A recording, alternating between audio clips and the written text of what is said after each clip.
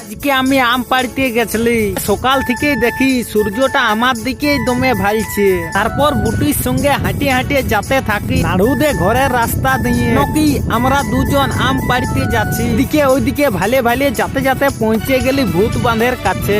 তারপর বাঁধের আড়ের উপর দিকে উঠতে থাকি, আর তখনই দেখতে পাই গেলি আম গাছটাকে। এই বছর আমাদের দিকে বেশি আম ধরে না, আর তোমাদের দিকে কেমন আম ধরেছে বলো। দেখা যাক আম পাড়তে পারে কি নাই গাছ থেকে। গাছটায় উঠা যাক তো। তারপর উঠতে লাগিয়ে গেলি গাছে, অনেকটা উঠি দিলি গাছের উপরে। আম তাম তো দেখতে পাচ্ছি নাই, আর এইখানে দমে কুরকুট আছে, কি করব? কামড়ান দিলে পন্দটা লাল হয়ে যাবে। তারপর একটা আম পারলি, দেখো তোমরা এই আমটা নিয়ে ঘর চলে গেলি নুন লঙ্কা দিয়ে।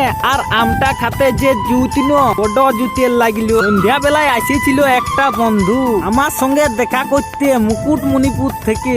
তো এই ভাইয়ের সঙ্গে কথা বলে